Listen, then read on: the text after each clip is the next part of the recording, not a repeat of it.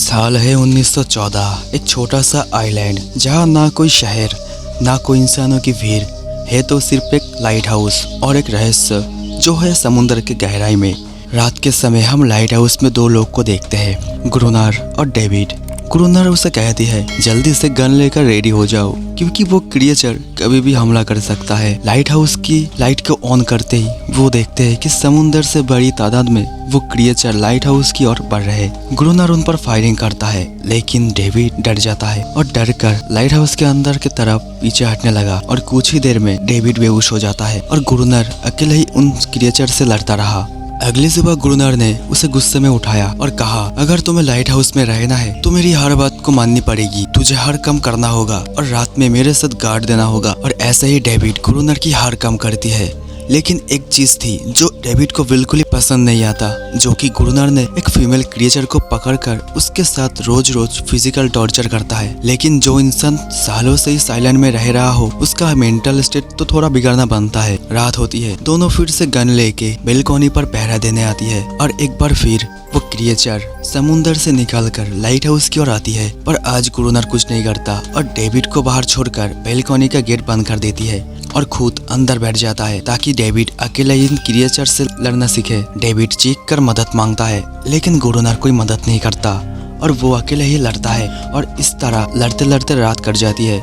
और सुबह गुरुनार ने देखा डेविड बेलकोनी में खून से लथपथ होकर बैठी है। अब उसने सीख लिया इन क्रिएचर से कैसे लड़ा जाता है और उनके अंदर का डर अब जा चुका था। इसी तरह वक्त गुजारता रहा। ये आइलैंड अब इनके लिए एक बंद घर जैसा हो गया था। वो हर वक्त ये सोचता रहा कि कब ये आइलैंड छोड़े और कब वो आजाद हो। समय के साथ साथ उस फीमेल क्रिएचर के साथ एक अच्छी दोस्ती बन जाती है। डेविड को अब उसके लिए बुरा लगने लगा कि अपने लोगों को छोड़कर अकेले रहना कितना मुश्किल होता है। एक दिन ये दोनों चेस खेलते खेलते इतनी उजल गए और यहीं पर इनकी एक बड़ी गलती हो गई कि लाइट हाउस की लाइट को ऑन करना ही भूल गए। अंधेरों का फायदा लेकर वो क्रिएचर इन पर अटैक कर दिया। उनकी तादाद इतनी ज्यादा थी कि दो लोग मिलकर भी उनसे लड़ नहीं पा रहे थे। इन दोनों को लग रहा था अब इनका मरना तो तय है। इन्होंने हार मान ली, लेकिन खुशकिस्मती से सुबह हो गई। जैसे ही सूरज धीरे धीरे उभरता है, वो क्रिएचर लाइट हाउस को छोड़कर समुद्र में वापस चले जाते हैं। वो फीमेल क्रिएचर जख्म को ठीक करने की कोशिश करता है। अगले दिन खुशकिस्मती से डेविड को समुद्र में एक जहाज दिख जाती है। वो जल्दी से फ्लड गन लाया और सिग्नल देने वाला था, लेकिन तभी गुरुनार ने उसे रोक लिया, क्योंकि वो नहीं चाहता कि डेविड यहाँ से चला जाए। उसी वक्त फीमेल क्रिएचर गुरुनार पर चीखता है। वो नहीं चाहता कि डेविड को कोई नुकसान हो। गुरुनार खुद को इस आइलैंड का किंग मानता है।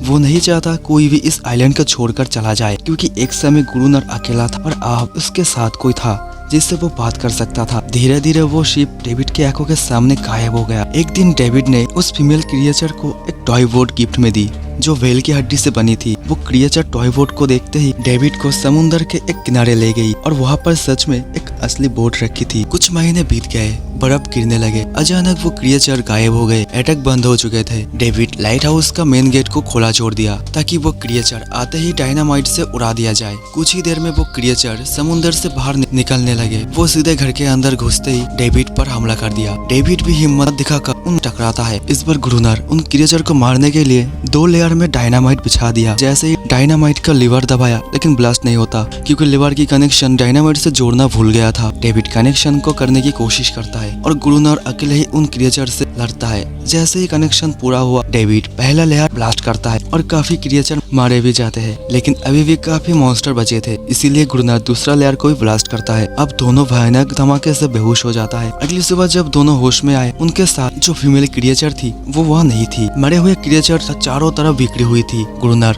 उन सब मार रहा था जो जिंदा थे लेकिन जख्मी हालत में। तभी डेविड की नजर उनमें से एक की ओर पड़ती है। उसको देखकर डेविड को थोड़ा बुरा तो लगता है। अगले दिन शाम को डेविड समुद्र के किनारे गए और तभी उनकी नजर एक बेबी क्रिएचर पर पड़ती है। तभी समुद्र के लहरों में से वो फीमेल क्रिएचर आती है और उसके पीछे पूरी ग्रुप होती है। उनका इरादा था एक सेफ जगह पाने का अपने बच्चे के लिए, जो हर माँ करती है। उन्हें इस आइलैंड में इंसानों की अचानक एंट्री बिल्कुल भी पसंद नहीं आए, इसलिए उन्होंने हर रात अटैक किया। और इस तरह से ये कहानी यहीं पर खत्म हो जाते हैं।